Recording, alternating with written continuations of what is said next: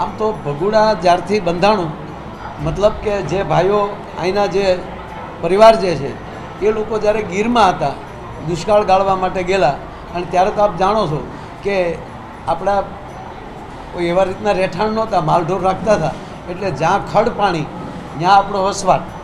એટલે ગીરની અંદર જ્યારે આ ભાઈઓ ગયેલા અને ત્યારે આ પરિવારના એક માળીને મા માંગલમાં મળેલા અને માએ કીધું મને તમે જે મને શ્રદ્ધા રાખો છો એટલે મારે તમારી સાથે ભગુડ આવવું છે.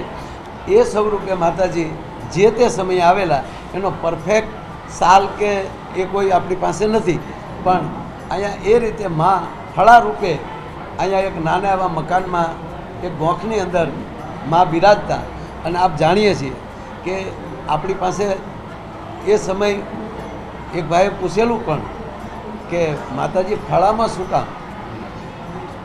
એક ખીજડાનું લાકડું હોય એની અંદરથી એક ફળું બનાવેલું હોય. ફળાનો અર્થ પણ એ થાય કે તમને ફળ્યા, ફળ્યાનો અર્થ તમારી પર પ્રસન્ન થયા. અને જ્યારે કોઈને પ્રસન્ન થયા ત્યારે ફળારૂપી એના પ્રતીક રીતે એ ફળું બનાવે અને એની પ્રતિષ્ઠા ન હોય. એની જ્યાં પ્રતિષ્ઠા કરો, જ્યાં બેસાડો જ્યાં એની પ્રતિષ્ઠા. એટલે અમે તો જ્યારે માલઢોર રાખતા તો માને તો હુંડલાની અંદર લઈને તે પાછું આપણે નેહડું ફેરવું હોય તો મા તો હુંડલા ઉપર અંદર બેઠા બેઠા એમ કહેવાય કે પાછા આપણે જ્યાં ઝૂંપડું બાંધ્યું એના પધારતા હોય.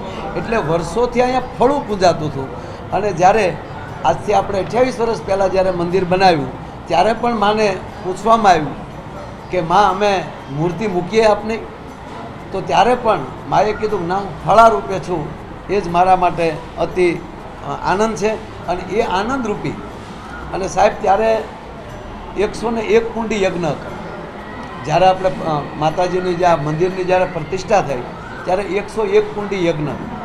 હવે 101 કુંડી યજ્ઞ હોય એટલે 101 જોડલા બેઠા હોય, એની સાથે 5-5 જણા હોય. એટલે આપ ગણી શકો કે મંડપની અંદર ભાણા કેટલું હશે અને મંડપ કેવડો હશે.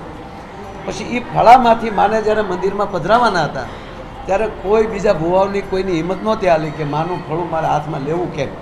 અને ત્યારે આ જ ગામના આપણા ભૂદેવ ભટ્ટ પરિવાર, એમનો એક પરિવાર વડોદરા રહે છે, આચાર્ય પદ કરે છે અને એ જ આપણા યજ્ઞના આચાર્ય હતા.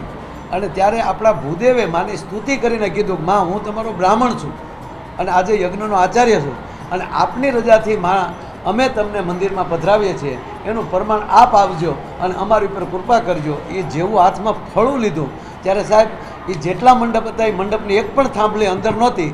અને જેટલા બેઠેલા તેના ખંભા પહેલી આમ થાંભલીઓ ઊંચી થઈ અને આખો મંડપ ઊંચો થયો. અને એની ક્ષણે આખો મંડપ પાછો હતો એમણામ થઈ ગયો. એ પણ ખીલી મારવી નહોતી પડી.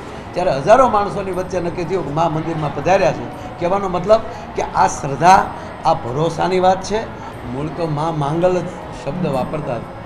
એ મા ભગવતીના મંદિરના આજે 27મો પાટ ઉત્સવ છે અને 11મો આપણે મોગલ શક્તિ એવોર્ડનું છે.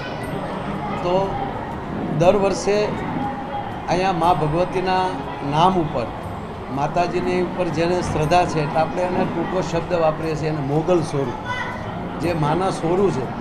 એટલે પહેલી વાત તો એ છે કે એ દર વર્ષે જે આ કાર્ય કરીએ છીએ એમાં અસંખ્ય, દર વર્ષે આપણે ગણીએ ને તો હું એમ કહું કે કોઈ દિવસ એવો બાકી ન હોય કે 10 વ્યક્તિ સ્પેશિયલ કેવલ માની માનતા કરવા માટે આવ્યા હોય. અને અનેક શ્રદ્ધાળુના કામ માં કરે છે. પણ અહીંથી આપણે કોઈ દિવસ ભગુડાથી એ વાતને મૂકવી અથવા તો અહીંયા કોઈ એવા માતાજીના ભૂવા કે એવું કોઈ નથી. અહીંયા કોઈથી દાણા નથી જોવામાં આવતા, નથી કોઈને દોરા ધાગા, એ વસ્તુ અહીંયા કોઈથી નથી. પણ જ્યારથી આ મા ભગવતી, મા મોગલ અહીંયા ભગુડા બેઠા છે ત્યારથી લઈને આજુબાજુના, કેવલ ભગુડા નહીં પણ આજુબાજુના ગામવાળા લોકો પણ કાયદેસર ગણીએ તો એના પોતાને બોલે તાળા મારતા બંધ થઈ ગયા છે. આ એક શ્રદ્ધા છે માણસોની. અને એ શ્રદ્ધા અને ભરોસાને લીધે હું તમને કહું કે દાખલા તરીકે હમણાં જ 1-2 એવી ઘટના બની. તો એ ઘટનાની વાતો કરીએ તો કાલ કોક એમ વાત કરવાનું કે ભાઈ આ લોકો થોડીક અંધશ્રદ્ધા. ના, આ બિલકુલ નહીં. અને દર વર્ષે કમસે કમ 1,25,30,000 માણસ તો ખાલી પ્રસાદ લે છે. અને રાત્રિના કાર્યક્રમમાં આપણો જે કાર્યક્રમનું જે સ્થળ છે એના સ્ક્વેર ફૂટ કાઢીએ એના ઉપરથી ખબર પડે કે આજે રાતે 2 લાખ માણસથી વધારે એ બેઠું હોય છે. પણ કેવલ ને કેવલ જેટલા ભાઈઓ આવે છે, બહેનો આવે છે, એ તમામ કેવલ ને કેવલ શ્રદ્ધા લઈને આવે છે. કોઈ દિવસ અમારે બીજી વ્યવસ્થા નથી કરવી પડી, કારણ કે પોતે ઘરેથી નીકળે છે, ન્યાલી સ્વયંસેવક અને માનવ સ્વરૂપ તરીકે જ નીકળે છે. એટલે કોઈ દિવસ એવું નથી કહેવું પડ્યું કે શાંતિ રાખજો, બેસી જાજો.